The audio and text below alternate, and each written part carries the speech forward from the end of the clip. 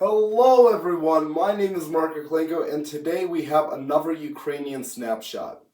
Now, in an earlier video, we talked about Ivan Franko, an early Ukrainian politician who helped found the Ukrainian Radical Party. But what I didn't mention about Franko is that he was also a poet, and a playwright, and a historian, and a translator, and a linguist, and a novelist, and a...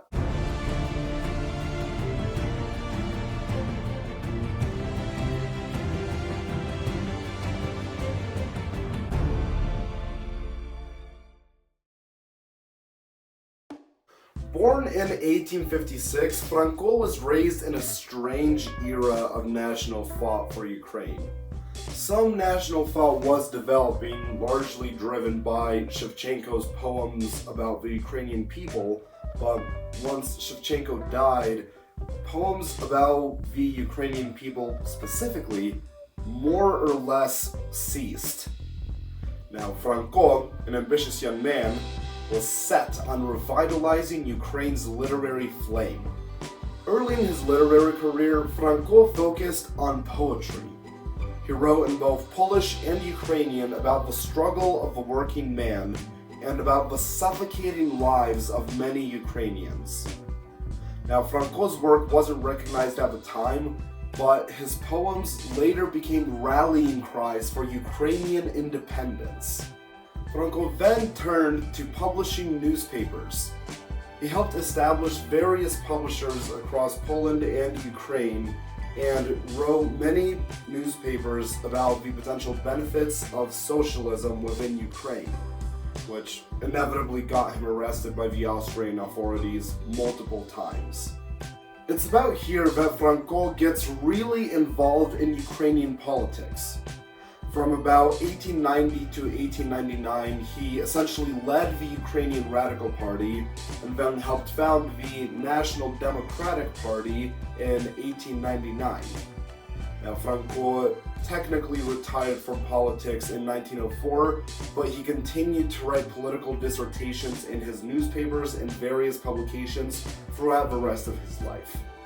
It was in the same time in the 1890s when Franko also got deeply involved in academia. At the same time as running the Ukrainian Radical Party, Franko was also publishing various pieces about Ukrainian history. It was also during this time that he became a professor of Ukrainian historical literature at Lviv University.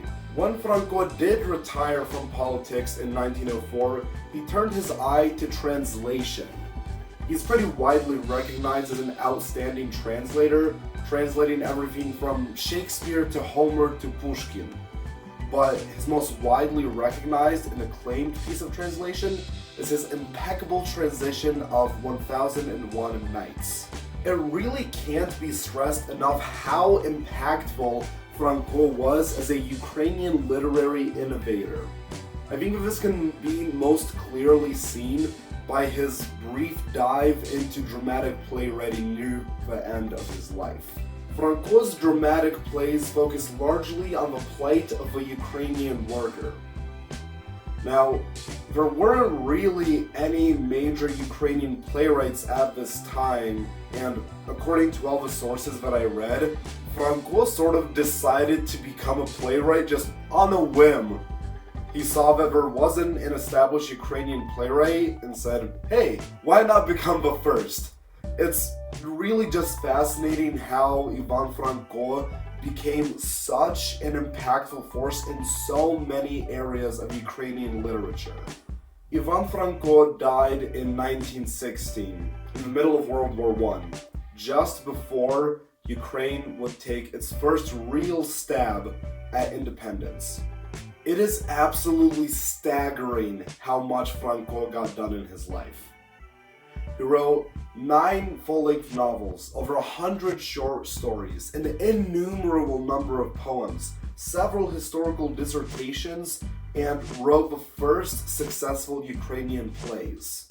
What's in my opinion even more absurd is that essentially all of his literary works in every genre that he wrote in are to this day considered monumental breakthroughs in Ukrainian literature and are still studied today as classics of Ukrainian literature.